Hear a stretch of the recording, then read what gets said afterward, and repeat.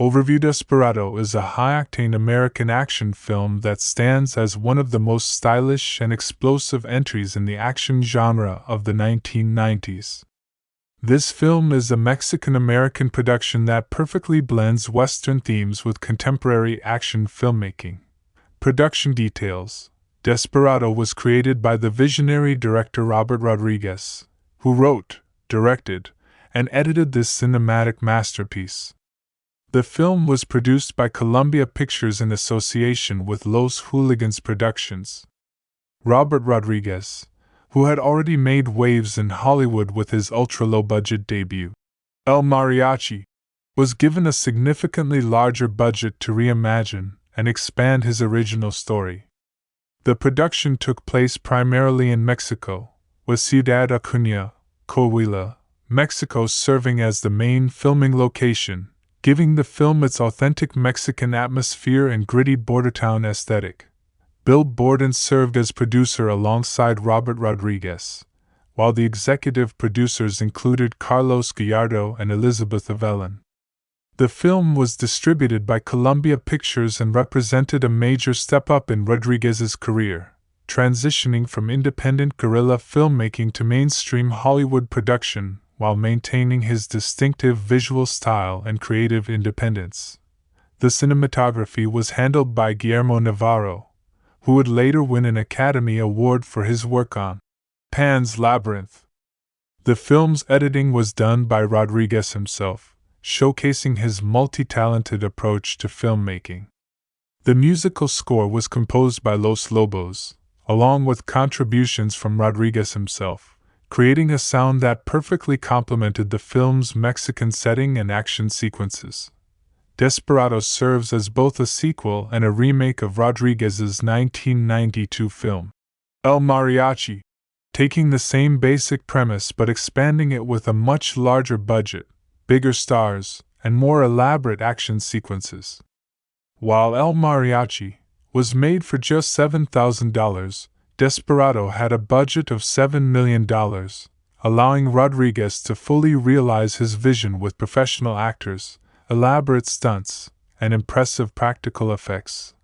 Plot details: the story of Desperado follows a mysterious wandering musician known only as El Mariachi, a guitar-playing gunslinger seeking revenge for the murder of his lover and the destruction of his hand.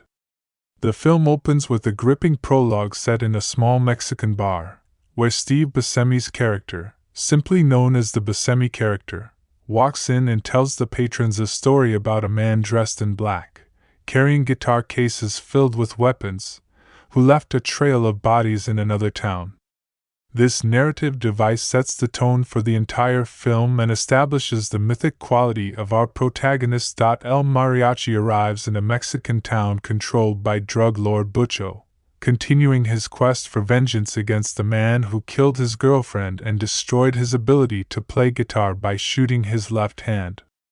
The mistaken identity that plagued him in the first film continues here, as he is once again mistaken for someone else in the criminal underworld, though this time he is actively hunting his target. When El Mariachi enters the town, he immediately becomes involved in violent confrontations with Butcho's men. After a spectacular shootout in a bar that leaves numerous henchmen dead, El Mariachi is injured and seeks refuge in a bookstore owned by Carolina, a beautiful woman played by Salma Hayek. Carolina reluctantly helps the wounded stranger, and despite her initial fear and reluctance, she gradually becomes drawn to the mysterious Mariachi. As the story progresses, El Mariachi learns more about Butcho's operations and the extent of his criminal empire. Butcho, sensing the threat, sends wave after wave of assassins and henchmen to eliminate El Mariachi.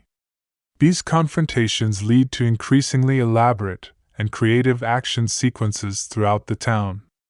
The film features shootouts in bars, rooftop chases, confrontations in hotels, and spectacular gun battles that showcase Rodriguez's innovative approach to action choreography. The relationship between El Mariachi and Carolina deepens as they spend time together. Carolina represents a chance for El Mariachi to move beyond his quest for revenge and find peace, but his mission continually pulls him back into violence. She runs her bookstore as a front for her own mysterious activities, adding layers to her character that are gradually revealed throughout the film. El Mariachi is aided by two fellow mariachis who also carry weapons in their instrument cases.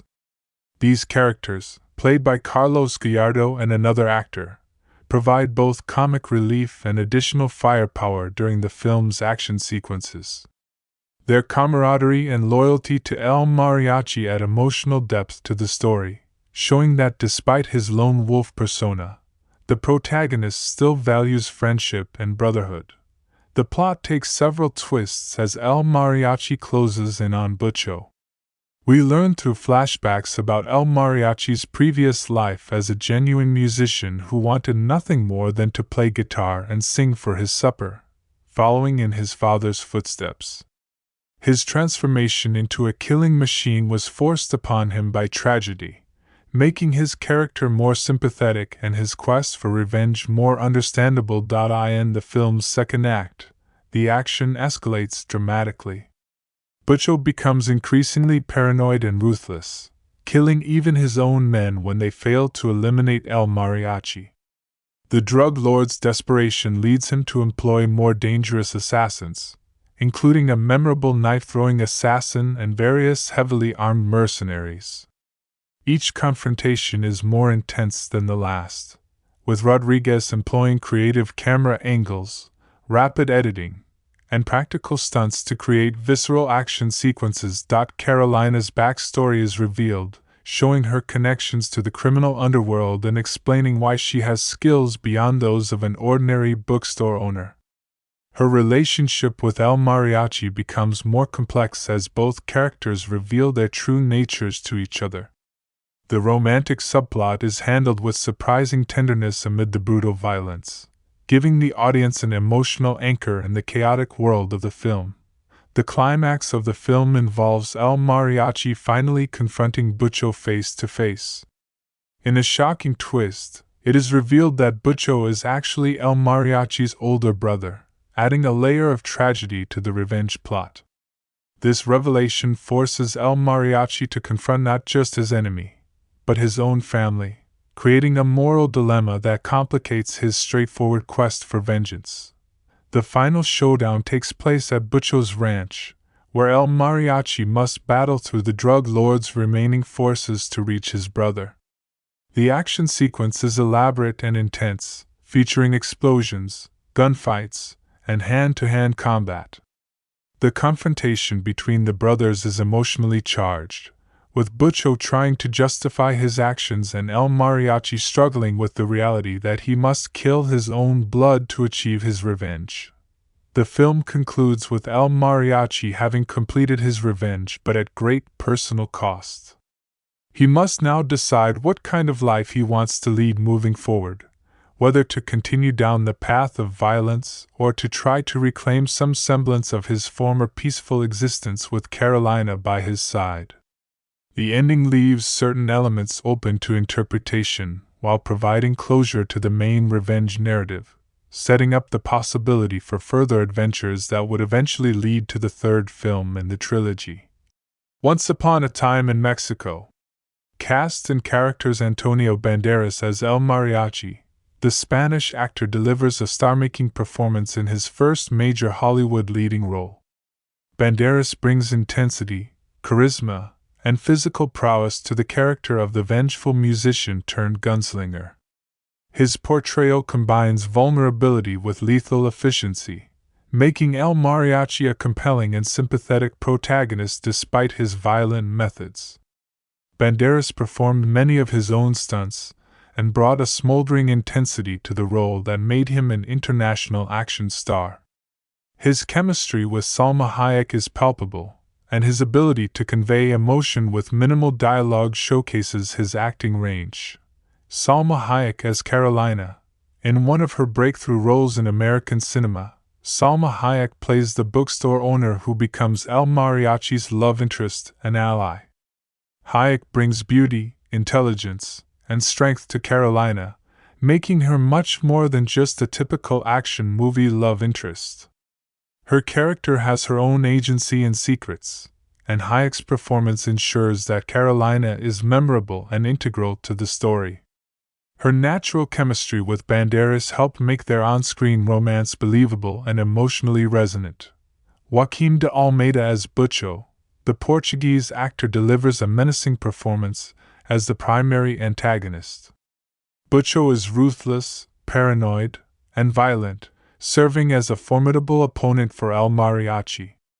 De Almeida brings depth to what could have been a one-dimensional villain, showing Butcho's intelligence and survival instincts alongside his brutality. The eventual revelation of his connection to El Mariachi adds complexity to his character and makes the final confrontation more emotionally powerful. Steve Basemi as Basemi, the character actor, appears in a memorable supporting role as a mysterious storyteller who serves as a narrator and observer of the chaos. Basemi's unique screen presence and delivery make his scenes stand out, and his character serves as a bridge between the audience and the mythic world of El Mariachi. His opening monologue sets the tone for the entire film, and his later appearances provide both information and comic relief. Cheech Marin as Short Bartender, the comedy legend and counterculture icon, plays a bartender who provides information and comic relief. Marin's laid-back performance style contrasts nicely with the intense action surrounding his character, and his scenes with Basemi are particularly entertaining. His character represents the ordinary people caught up in the violent world of criminals and gunfighters. Carlos Gallardo as Campa. Gallardo, who played the original El Mariachi in Rodriguez's first film, appears here as one of El Mariachi's mariachi friends and allies. His character is loyal, brave, and provides crucial support during the film's action sequences. Gallardo's inclusion serves as a nice callback to the original film, and his chemistry with Banderas helps establish the brotherhood between the mariachi musicians. Quentin Tarantino as Pickup Guy, the famous director, appears in an uncredited cameo as a criminal telling a joke in a bar. This appearance came during the height of Tarantino's fame following Pulp Fiction, and his scene, while brief, is memorable and showcases Rodriguez's connections in the independent film world. Danny Trejo as Navajas. Trejo plays a knife-throwing assassin in one of his many collaborations with Rodriguez. Though his role is relatively small, Trejo's intimidating presence and the inventive action choreography of his scenes make him memorable. This was one of many films where Trejo would work with Rodriguez, beginning a long professional relationship. Angel Aviles, Abraham Verduzco, and other supporting cast members round out the ensemble with various henchmen, bartenders, and townspeople who populate the film's world. Each supporting performer contributes to the authentic atmosphere and helps create the lived-in feel of the Mexican border town setting. Release date and distribution: Desperado had its world premiere in August 1995 and was released theatrically in the United States on August 25, 1995. The film was distributed by Columbia Pictures, marking a significant step up in distribution for director Robert Rodriguez from his independent debut. The studio gave the film a wide release, recognizing its commercial potential with the casting of Antonio Banderas in the lead role and the buzz surrounding Rodriguez's directorial abilities. The timing of the release was strategic, positioning Desperado in the late summer movie season where it could stand out among other releases. The film opened on approximately 1,200 screens across the United States, which was considered a moderately wide release for the time. This release strategy allowed the film to reach a broad audience while still maintaining some of the prestige associated with a more limited release. The film performed well at the box office, earning approximately $6 million in its opening weekend and eventually grossing around $25 million domestically. When international box office receipts were included, the film's total worldwide gross reached approximately $48 million, making it a solid commercial success given its $7 million budget. The strong financial performance validated Columbia Pictures' faith in Rodriguez and helped establish Antonio Banderas as a bankable action star in Hollywood. Prior to its theatrical release, Desperado premiered at several film festivals, generating positive buzz among critics and audiences. The film was praised for its stylish action sequences, charismatic performances, and Rodriguez's distinctive directorial vision. Early reviews highlighted the film's energy, visual flair, and the chemistry between Banderas and Hayek. Following its theatrical run, Desperado was released on home video formats including VHS and Laserdisc in early 1996, allowing the film to reach an even wider audience. The home video release was quite successful, with the film finding a strong audience among action movie fans and those who had missed it in theaters. The film's popularity on home video helped establish it as a cult classic and ensured its longevity in popular culture. The DVD release came later in the 1990s and featured various special features including behind-the-scenes documentaries, deleted scenes, and commentary tracks from Robert Rodriguez. These supplementary materials gave fans insight into Rodriguez's guerrilla filmmaking techniques and his creative process. The DVD release helped cement Desperado's status as an important entry in 1990s action cinema and introduced the film to a new generation of viewers. In subsequent years, Desperado has been released on multiple formats including Blu-ray and digital platforms. These releases have often featured remastered picture and sound, allowing modern audiences to experience the film with improved technical quality. The film has also been included in various box sets and collections, sometimes packaged with El Mariachi and Once Upon a Time in Mexico as the complete Rodriguez/Mexico trilogy. Trailer information and marketing. The marketing campaign for Desperado emphasized the film's stylish action sequences and the star power of Antonio Banderas. The theatrical trailer was crafted to showcase the film's most spectacular moments, including explosive gunfights, dramatic stunts, and the romantic chemistry between Banderas and Hayek. The trailer was cut in a rapid-fire style that matched the film's energetic pacing, using quick cuts and dynamic music to generate excitement. The main trailer opened with Steve Basemi's character telling his story about the mysterious man in black, immediately drawing viewers into the film's mythology. This was followed by a montage of action sequences featuring Banderas in various gunfights, explosions, and dramatic confrontations. The trailer emphasized the visual style of the film, showcasing Rodriguez's distinctive camera work and the film's sun-drenched Mexican locations. Marketing materials highlighted the film as coming from the director of El Mariachi, using Rodriguez's independent film credibility to attract cinephiles while also emphasizing the increased scope and budget that allowed for more spectacular action. The tagline, "He came back to settle the score with someone, but he's not sure who," captured the film's blend of revenge narrative and mistaken identity complications. Television spots were created in various lengths, from 15-second teasers to full 60-second commercials. These TV spots focused on different aspects of the film depending on the target demographic, with some emphasizing the romance between Banderas and Hayek for broader audiences, while others concentrated purely on the action for male viewers. Late-night television spots leaned heavily into the film's violence and edgier content. Print advertising appeared in major newspapers and entertainment magazines, featuring striking imagery of Banderas holding his guitar case, weapons, and artistic posters that captured the film's Western-inspired aesthetic mixed with contemporary action movie sensibilities. The poster art typically featured Banderas in his signature black clothing, often with Hayek by his side and explosions or gunfire in the background.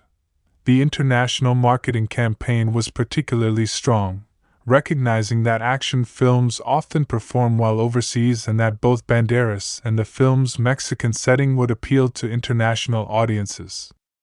Different versions of trailers were created for various markets, some emphasizing different aspects of the film depending on regional preferences and censorship requirements. Home video marketing later emphasized the film's cult classic status and featured quotes from positive reviews praising the film's style and entertainment value. DVD and Blu-ray releases were marketed as special editions featuring extensive bonus content, appealing to collectors and serious film fans who wanted deeper insight into the production. Over the years, anniversary releases and retrospective marketing materials have positioned Desperado as an influential action film that helped redefine the genre in the 1990s and launched the careers of several major stars. Modern streaming platform marketing emphasizes the film's iconic status, stylish action, and cultural significance as part of Rodriguez's distinctive filmography. The film's trailers and marketing materials are still widely available online, allowing new generations to discover the film through platforms like YouTube and streaming services.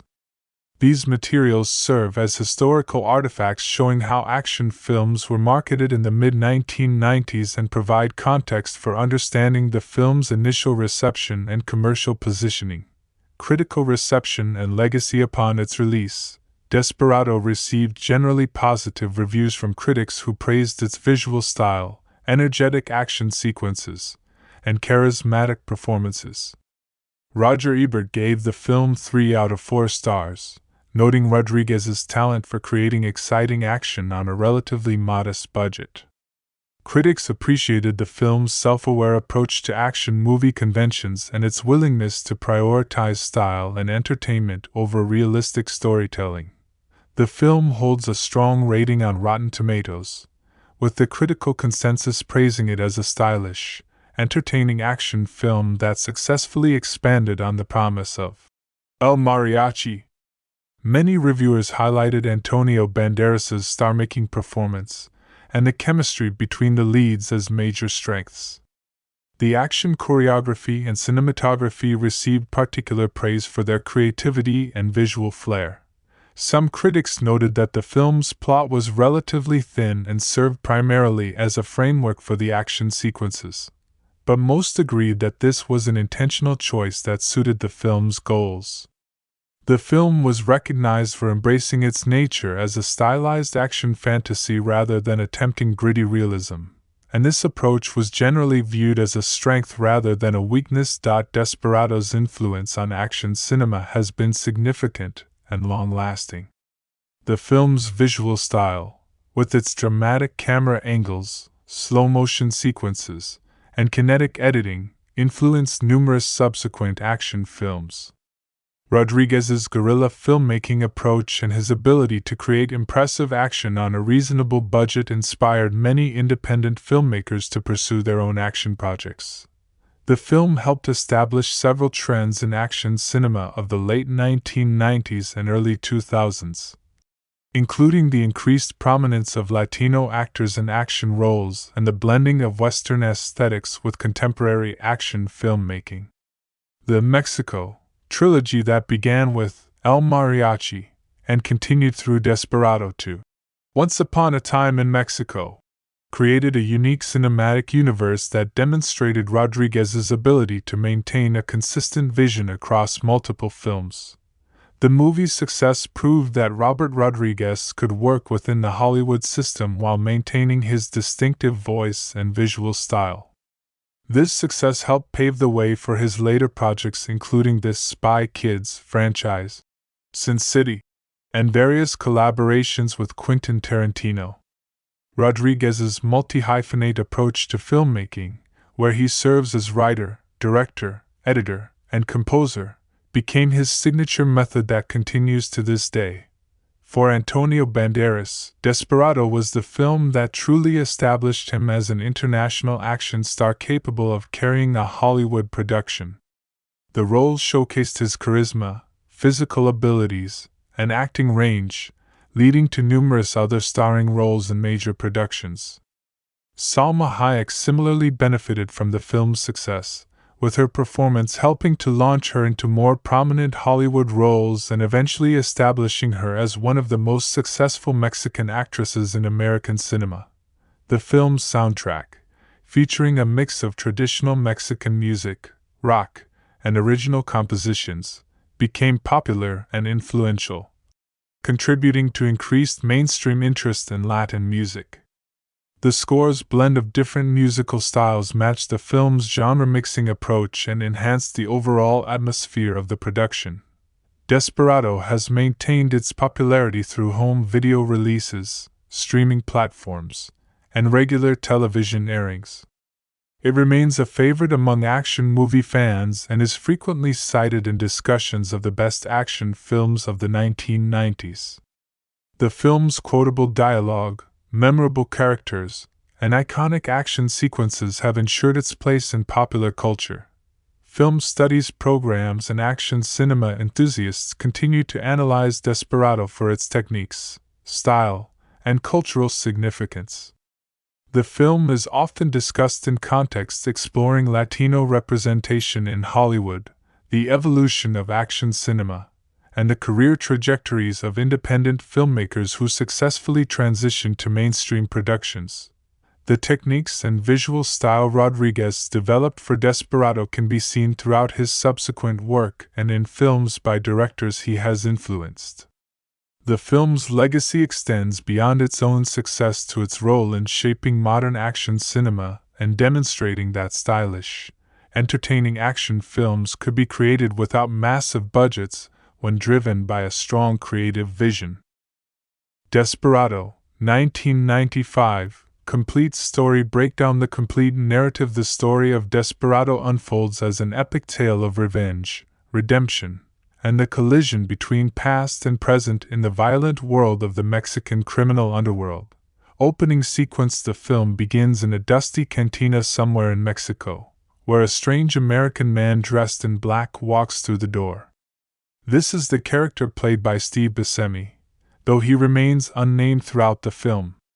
He approaches the bar nervously, orders a beer, and begins to tell an extraordinary story to the suspicious bartender and patrons. Basemi's character recounts witnessing a massacre in another bar in another town. He describes a man dressed entirely in black who walked into the establishment carrying a guitar case. The patrons, assuming he was just another wandering musician, paid him little attention. However, when trouble started, this mysterious figure opened his guitar case to reveal not a musical instrument, but an arsenal of weapons. What followed was a bloodbath, with the man in black single-handedly killing everyone who opposed him with incredible skill and ruthlessness. The bartender and patrons listened to this tale with a mixture of disbelief and growing unease.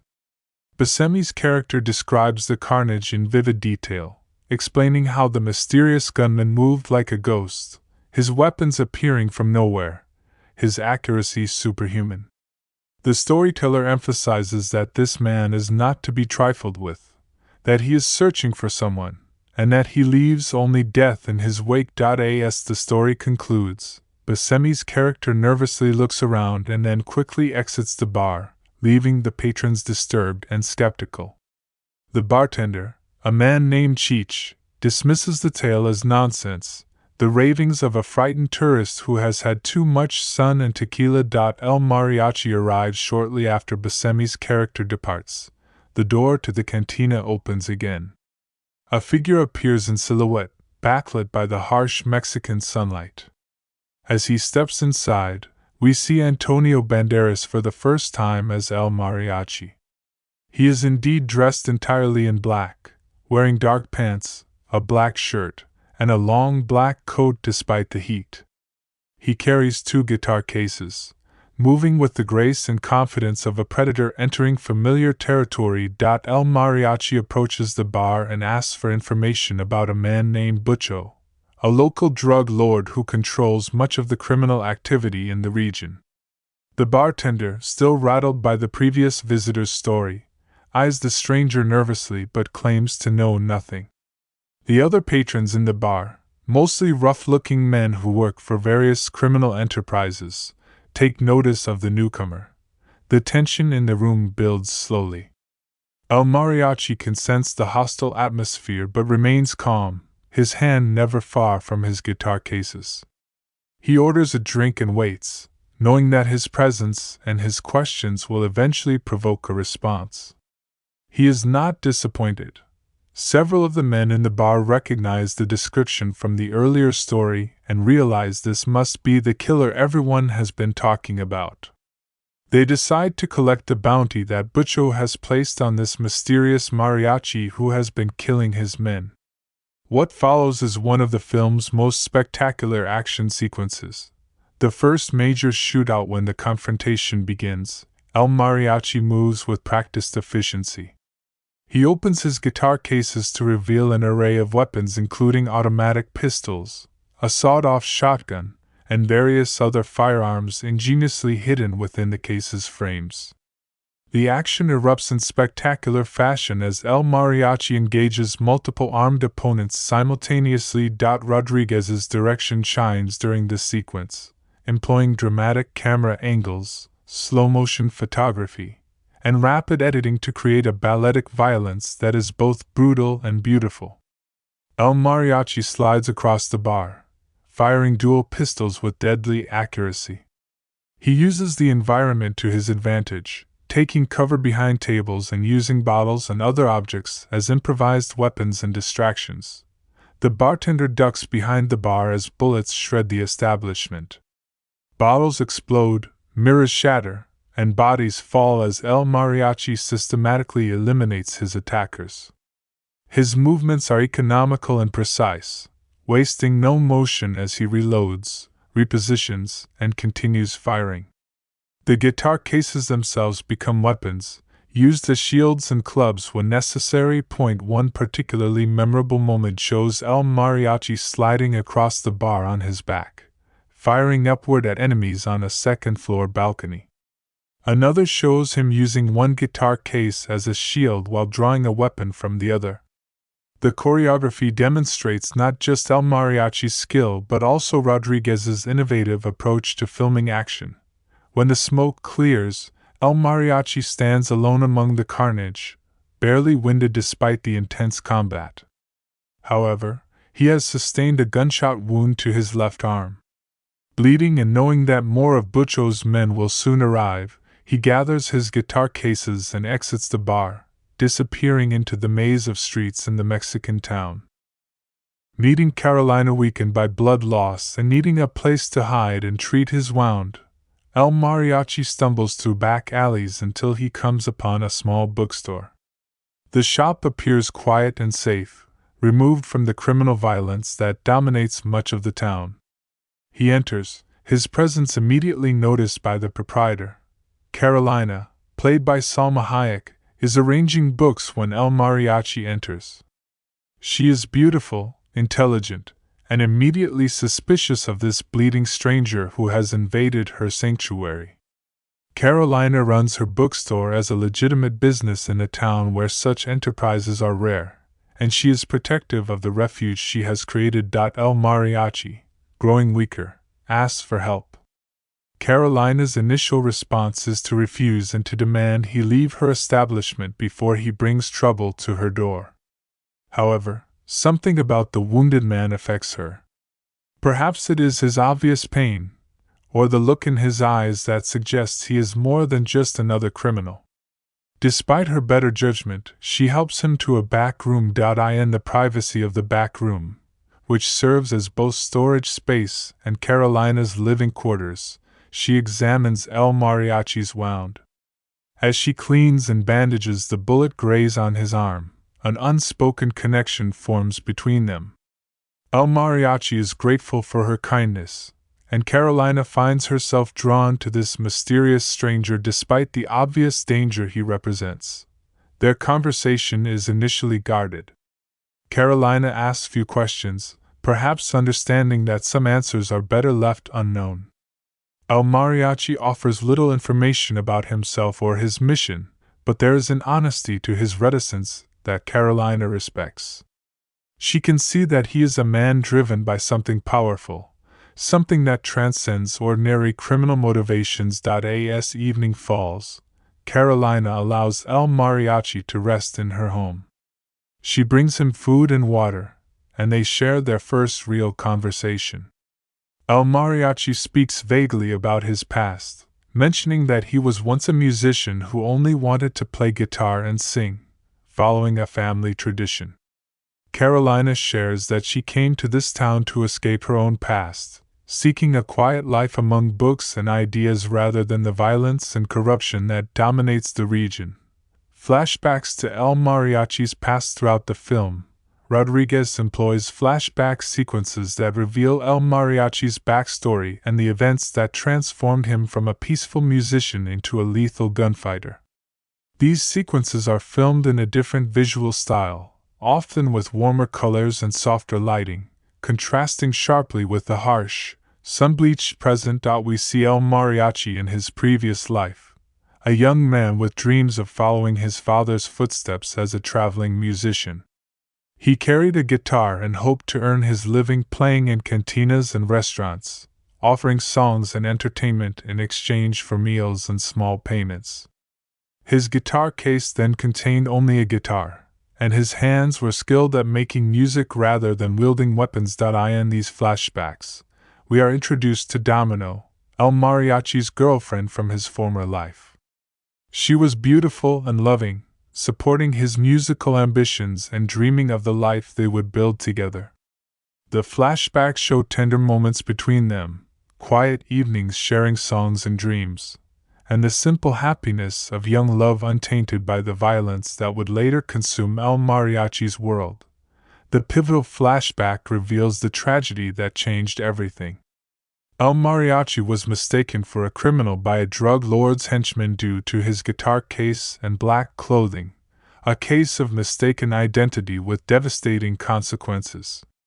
In the confrontation that followed, Domino was killed, shot down while trying to protect El Mariachi. The gunman also shot El Mariachi's left hand, the hand he used to form chords on the guitar, destroying his ability to play music. The flashback lingers on El Mariachi cradling Domino's dying body, his hand bleeding and possibly permanently damaged, his dreams of a musical life shattered in an instant by senseless violence. The trauma of this moment is palpable, and we understand that the man we see in the present is essentially a ghost, someone who died that day alongside Domino and now exists only for revenge. Another flashback reveals El Mariachi learning that the man responsible for ordering the hit that killed Domino is named Butcho, a powerful drug lord operating in northern Mexico. With nothing left to lose and consumed by grief and rage, El Mariachi abandoned his musical aspirations and reinvented himself as a warrior. He learned to fight, to shoot, and to kill, transforming his guitar cases from containers for musical instruments into weapons platforms. These flashbacks provide crucial emotional context for El Mariachi's actions in the present. He is not a natural killer or a man who enjoys violence, but someone who has been broken by tragedy and remade into an instrument of vengeance. The flashbacks also establish the symbolic importance of the guitar cases, which represent both his lost innocence and his transformation into something darker and more dangerous. Butcho's introduction and character. Meanwhile, in another part of town, we are introduced to the film's primary antagonist, Butcho, played with menacing intensity by Joaquim de Almeida. Butcho operates from a compound that serves as both his residence and the headquarters of his criminal empire. The compound is heavily guarded, with armed men patrolling the perimeter and monitoring security cameras throughout the property. Butcho is portrayed as intelligent, ruthless, and paranoid. He has built his drug trafficking empire through a combination of violence, strategic thinking, and an almost obsessive attention to detail. His organization controls much of the criminal activity in the region, from drug smuggling to extortion to murder for hire. He maintains his power through fear, regularly making examples of those who betray him or fail in their duties. When Butcho learns of the massacre at the Cantina, he becomes concerned. Initial reports are confused, with survivors offering varying accounts of what happened and how one man could have killed so many armed opponents. Butcho demands answers, wanting to know the identity of this mysterious killer and why he is targeting his organization. As more information comes in from various sources, Butcho begins to piece together that this is not a rival gang making a move against him, but rather a single individual with exceptional combat skills conducting what appears to be a personal vendetta. This puzzles Butcho, as he cannot immediately recall any specific slight or betrayal that would provoke such a focused campaign of violence against his operation. Butcho's paranoia intensifies as he realizes he is being hunted. He increases security around his compound, calls in additional enforcers, and puts a substantial bounty on El Mariachi's head. He wants this threat eliminated quickly and decisively, before it can undermine his authority or inspire others to challenge his power. We see Butcho's cruelty firsthand when he executes one of his own men for failing to kill El Mariachi at the Cantina. The execution is brutal and public, designed to motivate his remaining subordinates through fear. Butcho's message is clear: failure is not tolerated, and the price for incompetence is death. Despite his ruthlessness, Butcho is also shown to have a certain sophistication. His compound contains fine art, expensive furnishings, and a library that suggests intellectual interests beyond simple criminality. This complexity makes him more than just a one-dimensional villain, establishing him as a formidable opponent who combines brutality with intelligence. The romance develops back at the bookstore. The relationship between El Mariachi and Carolina deepens over the course of several days. Carolina continues to shelter him despite the obvious danger, finding herself increasingly drawn to this mysterious man with the sad eyes and gentle demeanor that contrasts so sharply with his capacity for violence. Carolina begins to share more of her own story. We learn that she is not as innocent or disconnected from the criminal world as she initially appeared. She has her own complicated past, connections to people and events that she would prefer to forget. The bookstore represents her attempt to create a different kind of life, but she cannot entirely escape what she has been. El Mariachi, in turn, opens up more about his quest for revenge. He describes his former life as a musician with increasing emotion, the words tumbling out as if saying them aloud might somehow reconnect him to that lost innocence. He speaks of Domino, of their dreams together, and of the moment when everything was stolen from him. Carolina listens with compassion, understanding the depths of his pain and the emptiness that drives him. Their physical attraction develops naturally from this emotional intimacy. A tender scene shows them dancing together in the bookstore after hours, moving slowly to music from Carolina's radio. El Mariachi's damaged left hand prevents him from holding her as he might once have held Domino, a physical reminder of his loss that adds poignancy to the moment. The scene is filmed beautifully, with soft lighting and gentle camera movements that contrast with the harsh violence elsewhere in the film. They make love, and for a brief time, El Mariachi experiences something like peace. In Carolina's arms, he can almost imagine a different future, one where he might lay down his weapons and reclaim some portion of the life that was taken from him. Carolina offers the possibility of redemption, of moving beyond revenge towards something more constructive and healing. However, this interlude cannot last. El Mariachi knows that Butcho will continue searching for him, and that by staying with Carolina, he places her in mortal danger.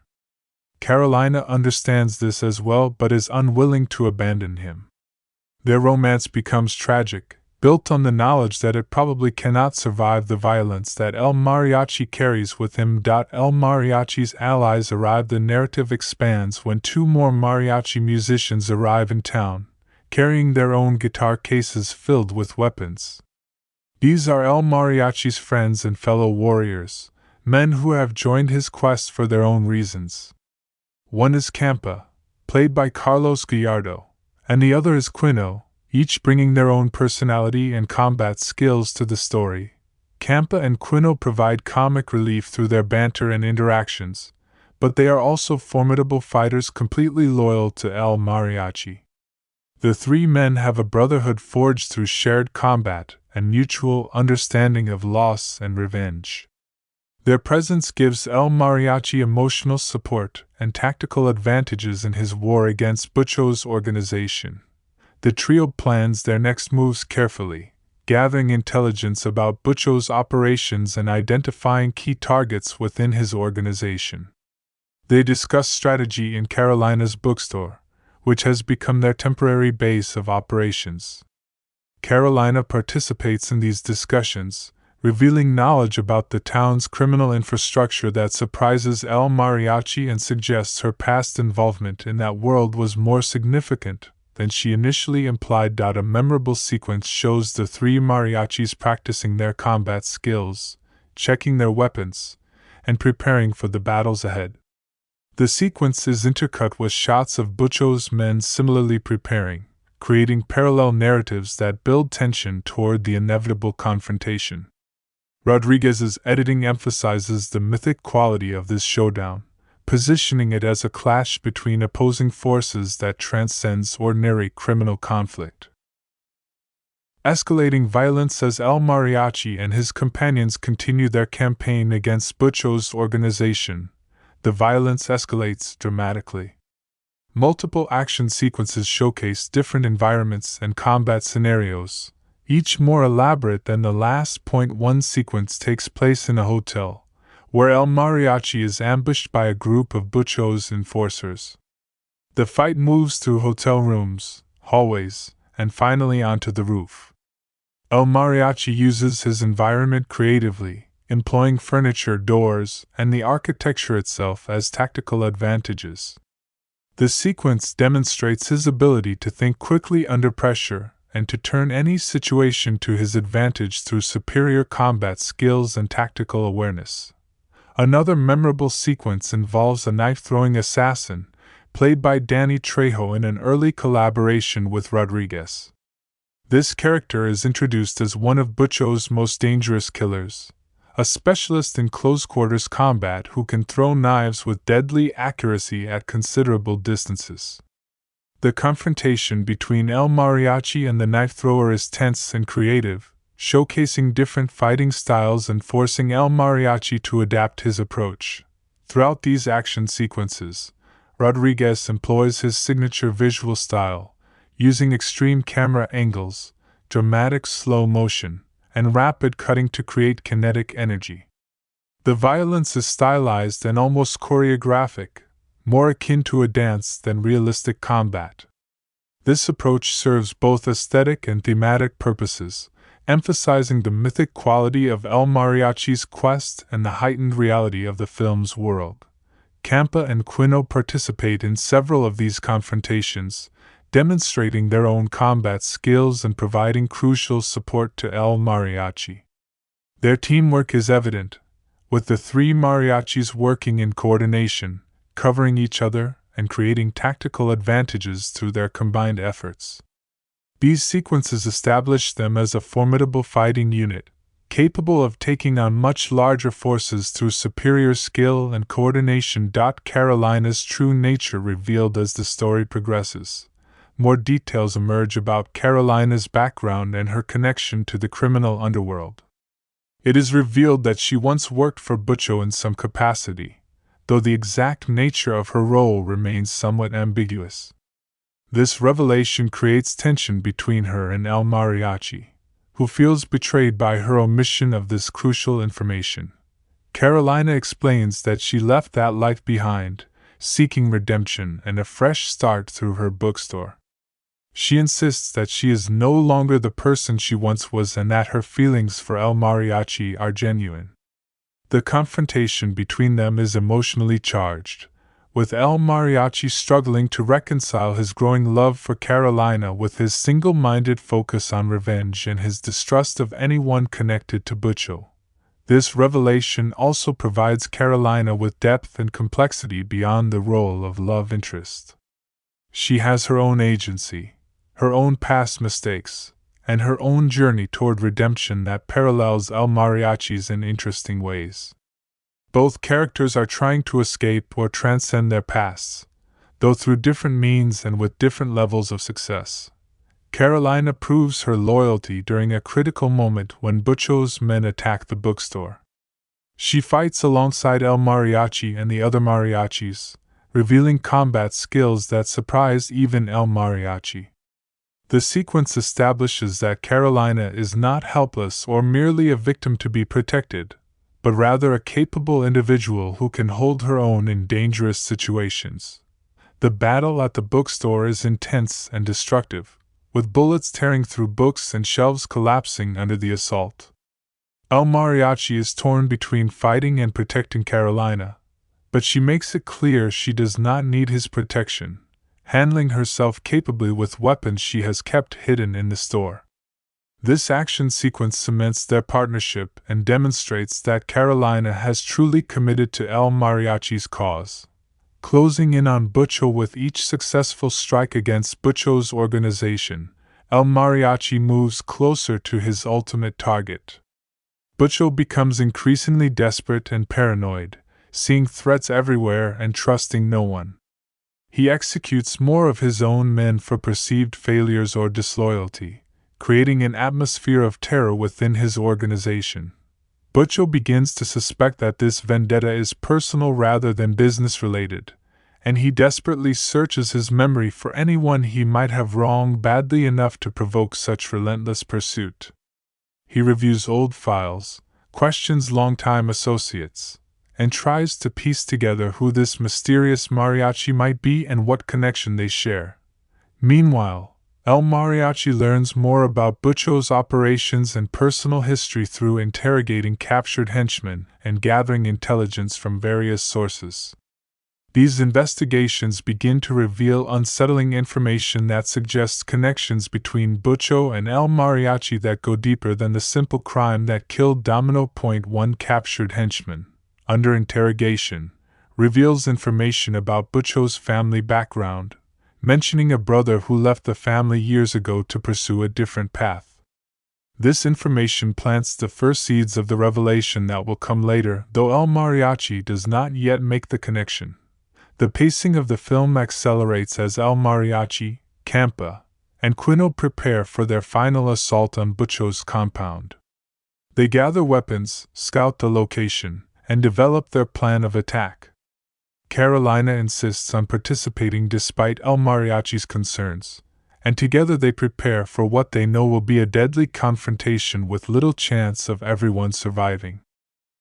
The truth revealed in a pivotal scene that occurs before the final assault, El Mariachi confronts someone who knew Butcho well and finally learns the shocking truth: Butcho is his older brother. This revelation is delivered with dramatic impact, fundamentally changing the nature of El Mariachi's quest and adding layers of tragedy to the revenge narrative. Flashbacks provide context for this revelation, showing glimpses of El Mariachi's childhood and his relationship with his older brother. The brothers came from the same family but chose vastly different paths. While El Mariachi followed their father into music, Butcho pursued power and wealth through criminal enterprises.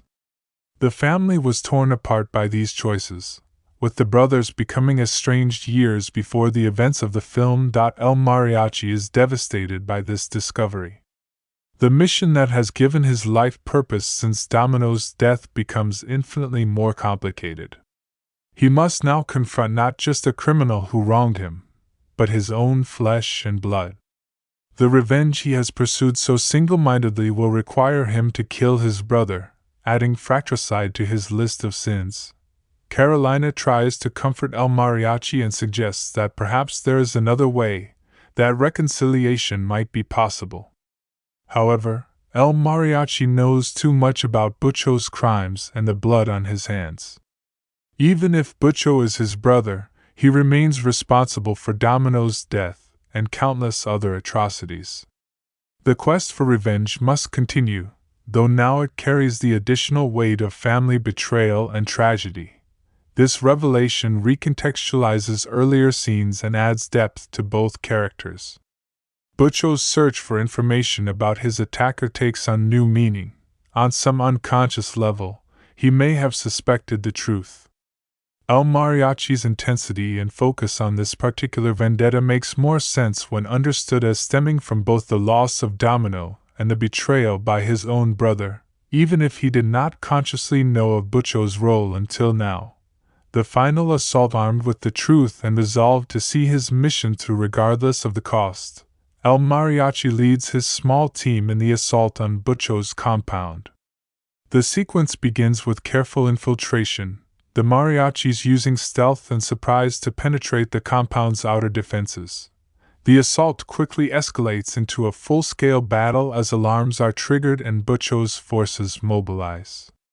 What follows is an extended action sequence that showcases Rodriguez's skills as an action director, featuring explosions, gunfights, and hand-to-hand combat across multiple locations within the compound. Campa and Quino fight valiantly, taking on multiple opponents while El Mariachi pushes deeper into the compound toward Butcho's location. Carolina provides crucial support, using her knowledge of the compound's layout to guide them, and engaging in combat herself when necessary. The teamwork between the four characters is essential to their survival as they face overwhelming numbers. One by one, Butcho's defenses are overcome. El Mariachi fights with a desperate intensity, knowing that this is the culmination of everything he has worked towards since Domino's death. His combat skills are showcased in their fullest extent, with Rodriguez employing elaborate camera work and editing to create sequences that are both beautiful and brutal. Tragically, both Campa and Quino are killed during the assault, dying heroically while covering El Mariachi's advance. Their deaths add emotional weight to the sequence and demonstrate the high cost of revenge. El Mariachi witnesses their deaths but cannot stop to grieve, driven forward by momentum and the knowledge that turning back would make their sacrifices meaningless. Carolina is wounded but survives, forcing El Mariachi to make the difficult choice to leave her in a relatively safe location while he continues alone toward his final confrontation with Butcho. Their parting is brief but emotionally charged, with both understanding that they may never see each other again. The confrontation between brothers El Mariachi finally reaches Butcho, finding his brother in the compound's inner sanctum surrounded by his last loyal guards. A tense standoff ensues, with the two brothers facing each other across a room that has been decorated with expensive art and furnishings that reflect Butcho's wealth and taste. Butcho recognizes El Mariachi immediately, the family resemblance undeniable now that they stand face to face. There is a moment of shocked recognition followed by a complex mixture of emotions: familial connection, fear, regret, and resignation. Butcho dismisses his guards, insisting that this is a private family matter that must be settled between brothers. The dialogue between Butcho and El Mariachi is intense and revealing. Butcho tries to justify his actions and his life choices, explaining the circumstances that led him into the criminal world. He speaks of poverty, of limited opportunities, of the necessity of survival in a harsh world. He argues that he did what he had to do to succeed, that the violence and crime were simply the price of power and security. El Mariachi listens but remains unconvinced. He confronts Butcho with the reality of Domino's death and the countless other lives destroyed by Butcho's criminal empire. He speaks of the brother he once knew, the person Butcho might have been if he had made different choices. The conversation reveals the tragedy of two brothers who took opposite paths and cannot find their way back to each other. Butcho attempts to appeal to their shared blood, suggesting that family should mean something, that brothers should not kill each other regardless of what has passed between them. He offers El Mariachi a place in his organization, wealth and power if he will abandon his quest for revenge. He even offers to leave the criminal life if that is what it takes to save both their lives. However, El Mariachi knows that too much blood has been spilled, too many lines have been crossed. Butcho cannot undo his crimes or bring back Domino.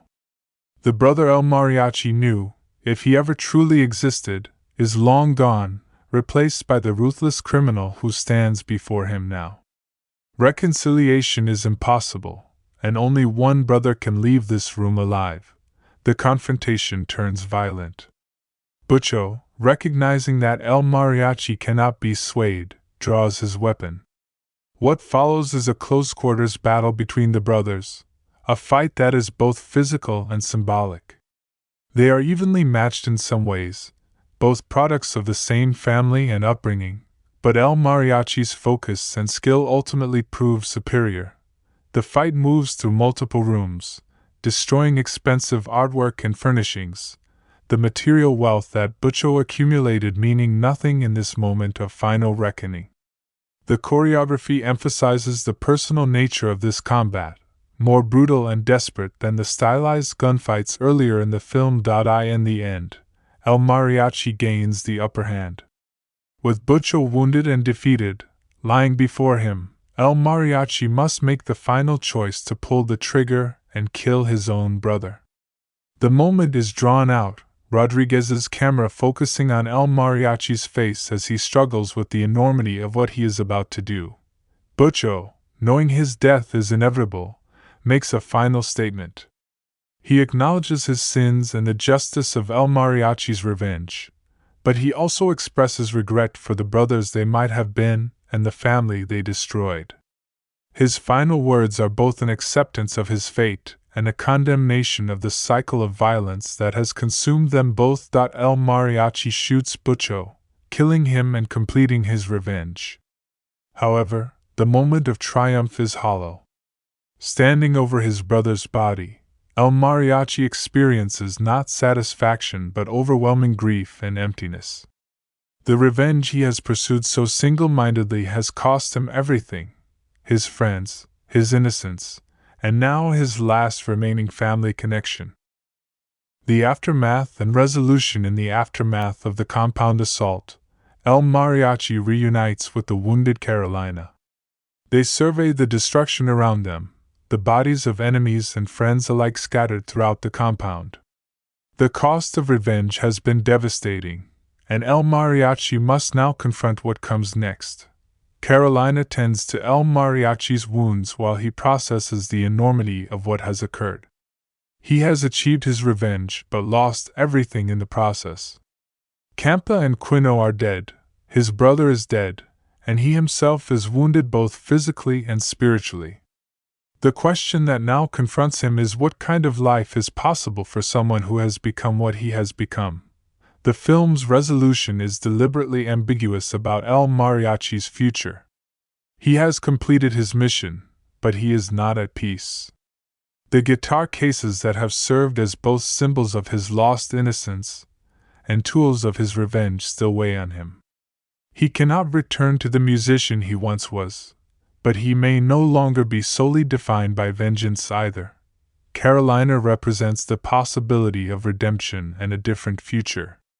Despite everything she has witnessed and participated in, she still cares for El Mariachi and offers him the chance to build something new. Whether he can accept this offer and move beyond his identity as an instrument of revenge remains an open question. The final scenes show El Mariachi and Carolina leaving the compound together, walking away from the carnage toward an uncertain future. Rodriguez frames this departure with careful ambiguity, either fully embracing a happy ending nor condemning El Mariachi to permanent isolation and violence. The film ends with El Mariachi still carrying his guitar cases, suggesting that while he may desire peace, the capacity and perhaps the necessity for violence remains part of who he is.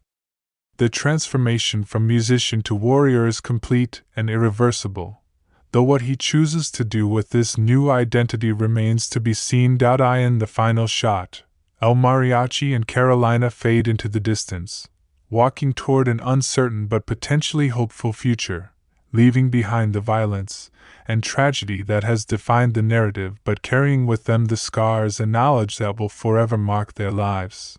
This complete story arc takes El Mariachi from a singular focus on revenge through complications of romance and brotherhood to a resolution that acknowledges both the cost of violence and the possibility, however faint, of redemption. The narrative structure combines action, romance, tragedy, and elements of Western mythology to create a story that transcends simple revenge narrative and explores deeper themes of identity, family, and the transformative power of violence.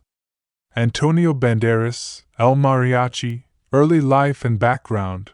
José Antonio Domínguez Banderas was born on August 10, 1960, in Malaga, Spain, to a police officer father and a schoolteacher mother. He initially dreamed of becoming a professional soccer player until a broken foot at age 14 ended those aspirations.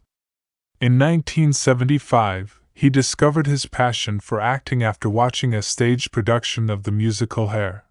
Banderas began his acting studies at the School of Dramatic Arts in Malaga and performed in local theater productions. He faced challenges early on, including being arrested by Spanish police for appearing in a play by Bertolt Brecht due to political censorship under General Francisco Franco's rule. In 1979, at age 19, he moved to Madrid to pursue acting more seriously and eventually joined the National Theatre of Spain as its youngest member. Career with Pedro Almodóvar. Director Pedro Almodóvar cast Banderas in his movie debut Labyrinth of Passion, 1982, launching a productive collaboration throughout the 1980s. Their work together included Law of Desire, 1987, which made headlines for Spain's first male-to-male on-screen kiss, and the internationally acclaimed Women on the Verge of a Nervous Breakdown, 1988. Almodóvar is widely credited with preparing Banderas for international stardom. Hollywood breakthrough. In 1991, Madonna introduced Banderas to Hollywood after he appeared in her documentary Truth or Dare. In 1992, he made his Hollywood debut in The Mambo Kings, speaking minimal English and learning his dialogue phonetically. He gained mainstream recognition in Philadelphia, 1993, as Tom Hanks' life partner, followed by roles in The House of the Spirits, 1993, An Interview with the Vampire, 1994, Desperado and major roles. In 1995, Banderas starred as El Mariachi in Robert Rodriguez's Desperado, establishing himself as an action star. He went on to appear in major films including Evita, 1996, The Mask of Zorro, 1998, and The 13th Warrior, 1999. For Zorro, he trained with Spain's Olympic national fencing team and undertook intensive horse riding preparation. He later reunited with Rodriguez for the Spy Kids franchise, 2001 to 2003, playing retired agent Gregorio Cortez. Later career and recognition. In 2002, Banderas portrayed painter David Alfaro Siqueiros in Frida. He reunited with Almodóvar for The Skin I Live In, 2011, playing an obsessive plastic surgeon. His performance in Pain and Glory, 2019, earned him his first Academy Award nomination. He has received multiple Golden Globe and Emmy nominations and received a star on the Hollywood Walk of Fame in 2005. Other ventures. Banderas has directed films such as Crazy in Alabama, 1999, and El Camino de los Ingleses, 2006. He has also worked for many years with the Puig Fragrance Company. Personal life. Banderas married Ana Leza in 1987 and divorced in 1995. He later married actress Melanie Griffith in 1996, with whom he has a daughter, Stella. They divorced in 2015. Since 2014, he has been in a relationship with Nicole Kimple. In 2017, he suffered a mild heart attack. Salma Hayek, Carolina. Early life. Salma Valgarma Hayek Jimenez was born on September 2, 1966, in Coatzacoalcos, Veracruz, Mexico. Her father is of Lebanese descent and her mother of Mexican-Spanish ancestry. Raised in a Catholic household, she attended a convent school in Louisiana at age 12 and later lived with her aunt in Houston. After seeing Willy Wonka and the Chocolate Factory, she decided to pursue acting. Mexican career.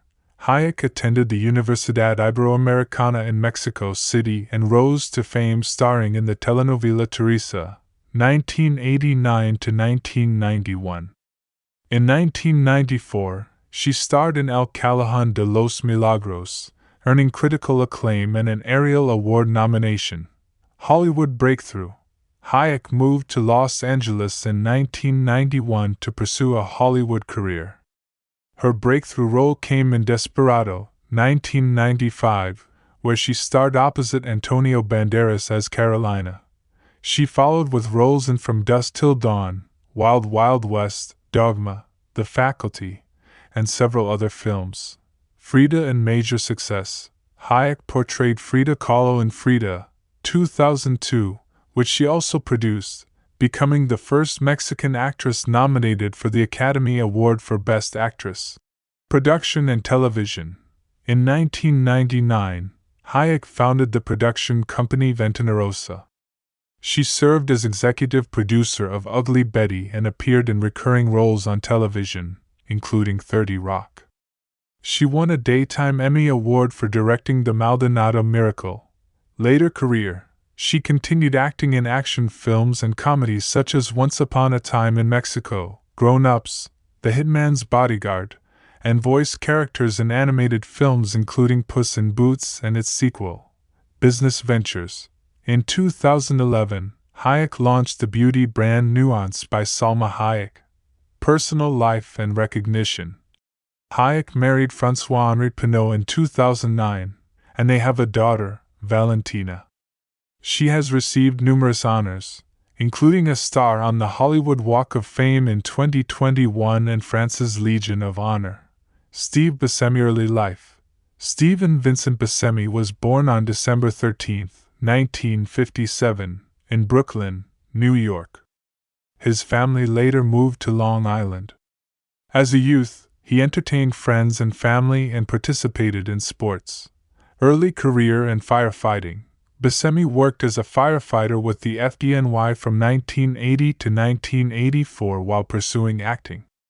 He studied under John Strasberg and collaborated with Mark Boone Jr. in experimental theater. Acting breakthrough.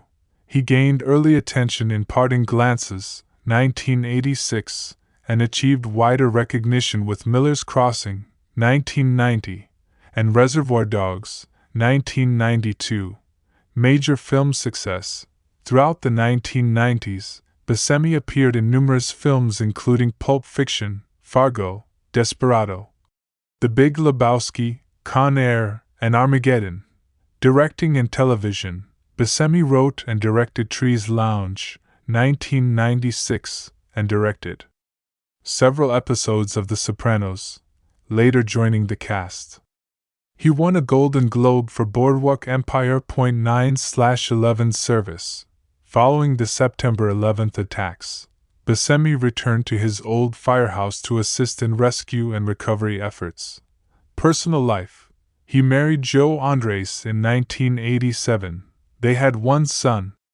Andres passed away in 2019. Joaquim de Almeida, Butcho, early life and training.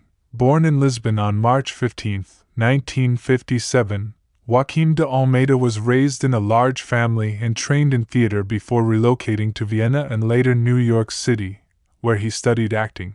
Career highlights. He achieved international recognition with Clear and Present Danger, 1994, and starred as Butcho in Desperado, 1995. He later appeared in 24, Fast 5, Che Part 2, and numerous international productions. Personal life. De Almeida became an American citizen in 2005 while retaining Portuguese nationality. He has 2 children and is fluent in 6 languages. Cheech Marin, short bartender, early life and education. Richard Anthony, Cheech Marin was born on July 13, 1946, in Los Angeles. He studied English in college before moving to Canada to avoid the Vietnam War draft. Cheech and Chong. Marin rose to fame as part of the comedy duo Cheech and Chong, releasing hit comedy albums and starring in successful films such as Up in Smoke. Solo career. After the duo split, Marin enjoyed success as a solo actor, voice actor, and frequent collaborator with Robert Rodriguez, appearing in Desperado. From Dusk Till Dawn, Spy Kids, and Cars. Art and personal life. Marin is an avid art collector with a major Chicano art collection and has been married 3 times. Danny Trejo, Navajas. Early life and transformation. Born in Los Angeles, Danny Trejo spent much of his youth involved in crime and incarceration. While in prison, he embraced sobriety and became involved in rehabilitation programs. Entry into acting. Trejo entered acting in the mid-1980s after being cast as an extra in Runaway Train. His background and physical presence led to steady work in film. Prolific career. Trejo has appeared in dozens of films, including Desperado, Heat, Con Air, Spy Kids, and Machete, as well as numerous television series, business and publications. He has opened successful restaurant ventures and published both a cookbook and a memoir detailing his life and career. Major themes. 1. Revenge and moral ambiguity at its core. Desperado is a revenge narrative, a classic cinematic structure dating back to westerns and samurai films. El Mariachi is driven almost entirely by vengeance, and the film rarely questions whether his mission is morally justified. It simply accepts revenge as a tragic inevitability. However, Rodriguez complicates this by portraying El Mariachi as a man who never wanted this life. He was once a musician, not a killer. His violence is framed as reactive rather than predatory, suggesting that revenge is less about justice and more about the loss of innocence and forced transformation. This ambiguity reflects a broader 1990s trend in cinema where heroes were increasingly flawed, traumatized, and emotionally isolated. 2. Violence as style and spectacle. One of the most striking aspects of Desperado is how violence is stylized, exaggerated, and almost musical.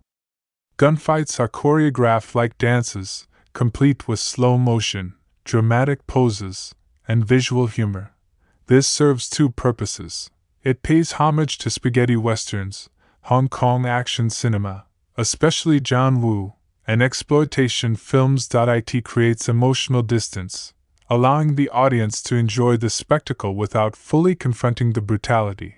Violence becomes a language of expression, especially for El Mariachi, who has lost his literal musical voice. His guitar case, once an instrument of art, now carries weapons, symbolizing how creativity has been replaced by destruction. 3. Identity and cultural hybridity. Desperado exists at the crossroads of Mexican and American cinema. The film is set in Mexico, features Spanish dialogue, Mexican iconography, and mariachi music, yet it was produced primarily for American audiences. This duality reflects El Mariachi himself. He is both artist and assassin, traditional and modern Mexican in identity but mythic in presentation. Rodriguez intentionally embraces cultural hybridity rather than choosing one side. The film rejects Hollywood's tendency to exoticize Mexico while also refusing strict realism. Mexico becomes a mythic space, much like the Old West in classic westerns. 4. Loss of art. Loss of innocence. A recurring theme is the death of art. El Mariachi's transformation from musician to killer is not just physical, it's spiritual. Music, romance, and creativity are stripped away, replaced by survival and rage. The guitar case is the most powerful symbol in the film. It once carried music, now it carries death. This theme resonates strongly with independent filmmakers of the 1990s. Who often explored how systems of power, crime, capitalism, institutions, crushed personal dreams. 5. fate and myth-making. El Mariachi is less a traditional character and more a legend in the making. His name spreads through whispers, rumors, and mistaken identity. This reinforces the idea that the film is not just telling a story, it is building a modern myth. The mistaken identity plot, multiple mariachi guitarists mistaken for El Mariachi, emphasizes how symbols outgrow individuals. Once violence begins, the legend consumes everyone around it. Historical and cinematic context 1. The rise of 1990s independent cinema. Desperado emerged during a golden age of American independent filmmaking. Following the success of El Mariachi, 1992, which Rodriguez famously made on a shoestring budget, Hollywood became interested in low-budget auteurs with strong personal voices. The film sits alongside works by Quentin Tarantino, Kevin Smith, Spike Lee. These filmmakers challenged studio polish, embracing raw energy, genre experimentation, and self-aware storytelling. Point 2. Reinventing the Western. Although not a traditional Western, Desperado is structurally a neo-Western. A lone gunslinger, a corrupt town, a powerful villain controlling the region. Rodriguez updates the genre by relocating it to modern Mexico and infusing it with Latin culture. This reinvention reflects how 1990s filmmakers revisited classic genres to address contemporary identity and globalization. Point 3. Representation of Latino protagonists. At the time of its release, Desperado was significant for placing a Latino anti-hero at the center of an American action film without softening or Americanizing him. Antonio Banderas' casting marked a shift. He was charismatic, dangerous, romantic, and complex, not a side character or stereotype. This contributed to broader conversations in the 1990s about representation, visibility, and cultural voice in mainstream cinema. 4. Auteur filmmaking and creative control. Rodriguez maintained unusual creative control over Desperado, acting as director, editor, and often composer. This reinforced the idea of the filmmaker as an auteur, echoing European film traditions and strengthening the film's personal, handcrafted feel. The movie openly celebrates its own artificiality: quick zooms, exaggerated sound effects, stylized editing, rejecting realism in favor of cinematic joy and excess. Conclusion: Desperado is far more than an action film. It is a genre hybrid, a cultural statement, and a reflection of 1990s independent filmmaking energy. Through its themes of revenge, identity, violence, and lost artistry, it explores how individuals are shaped, and often destroyed, by forces beyond their control. By blending myth, music, and gunfire, Robert Rodriguez created a film that honors cinematic history while forging something distinctly modern and personal. 1. The guitar case, art turned into violence. Scene focused throughout the film. El Mariachi carries a guitar case that no longer contains music but weapons. This symbol is introduced early and reinforced repeatedly in shootouts. Symbolic meaning: the guitar case is the central metaphor of Desperado. It represents the destruction of El Mariachi's former identity as an artist. Music, once a means of emotional expression and connection, has been replaced by violence as his only remaining language. The case also reflects the broader theme of cultural loss. Mariachi music is a traditional, communal art form, while the weapons inside the case are tools of isolation and death. Rodriguez uses this image to suggest that when societies are dominated by crime and corruption, creativity becomes impossible. Cinematic impact: the visual irony of a guitar case filled with guns creates a stylized tension between expectation and reality, reinforcing the film's mythic tone. It also turns El Mariachi into a walking legend. His instrument of art has become his instrument of vengeance. Point 2. The opening bar scene, myth through storytelling. Scene focused: the film opens with a man, Steve Basemi's character, telling a bartender the story of El Mariachi's violent exploits. Symbolic meaning this scene establishes El Mariachi not as a normal man but as a mythological figure. He is introduced through second-hand narration, exaggeration, and rumor. The audience encounters the legend before meeting the person. This framing suggests that violence creates stories faster than it creates understanding. El Mariachi's identity is already out of his control. He exists as an idea rather than a human being. Historical and genre significance. This echoes classic westerns where gunslingers are defined by reputation rather than personal history. Rodriguez modernizes this trope to show how legends spread in contemporary society, through stories, fear, and spectacle rather than honor. Point 3. Mistaken identity.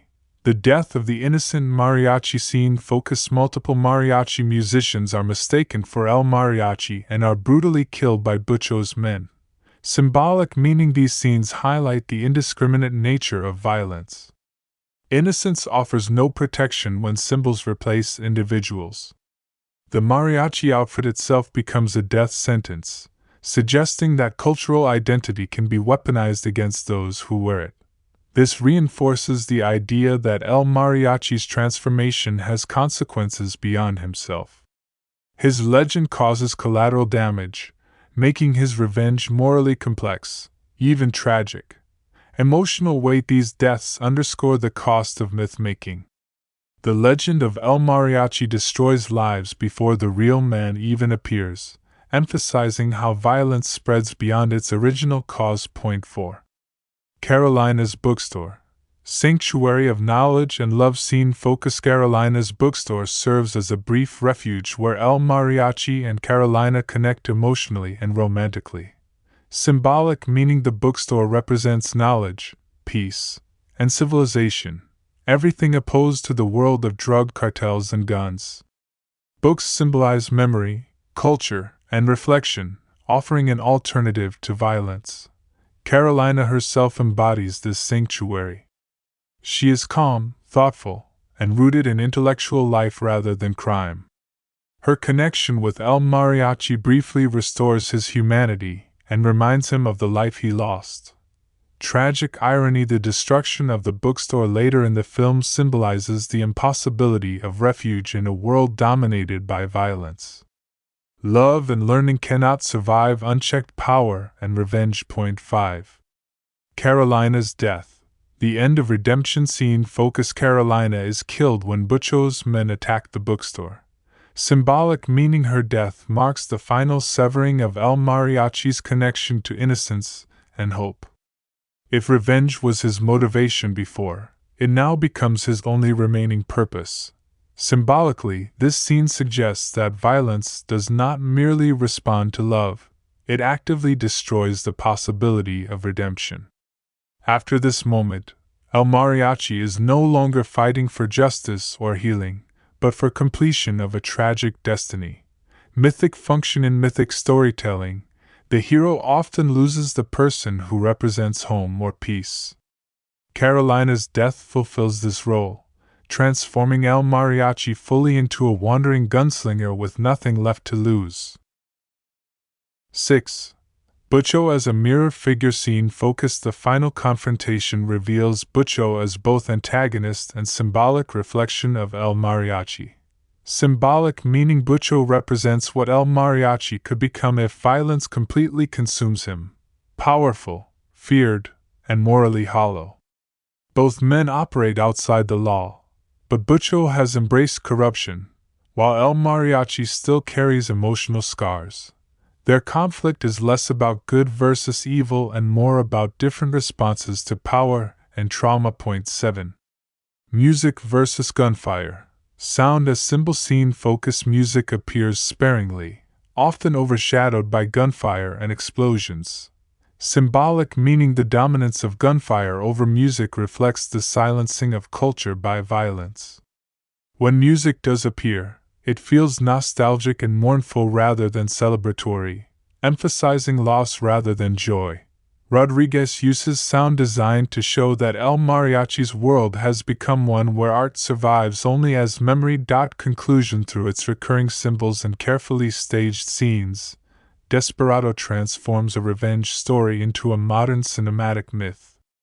Objects like the guitar case, spaces like the bookstore, and narrative devices like mistaken identity all reinforce the film's central message. Violence reshapes identity, destroys culture, and turns people into legends long before they understand the cost.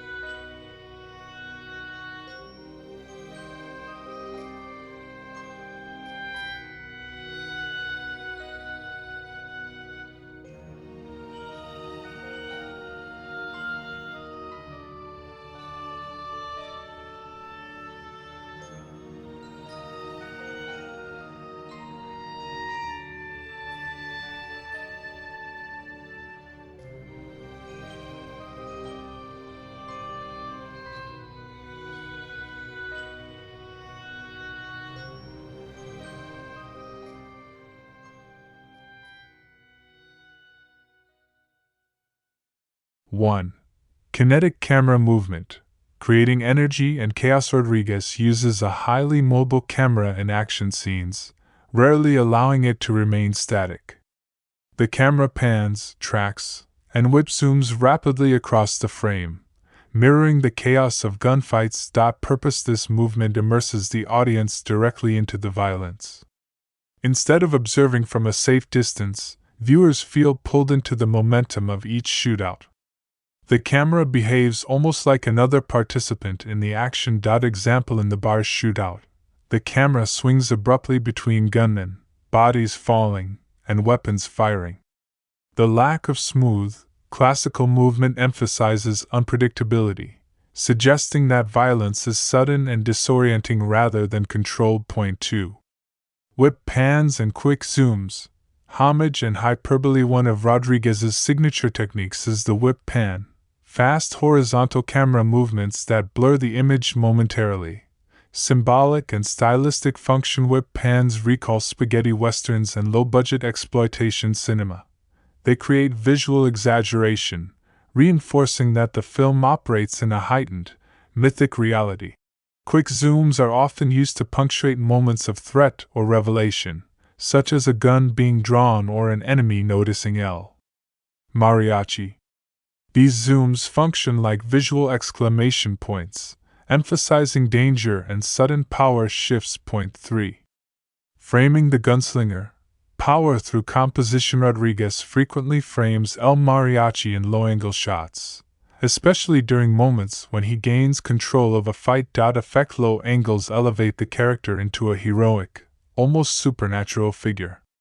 Even though he is morally ambiguous, the camera positions him as dominant within the frame, reinforcing his mythic status.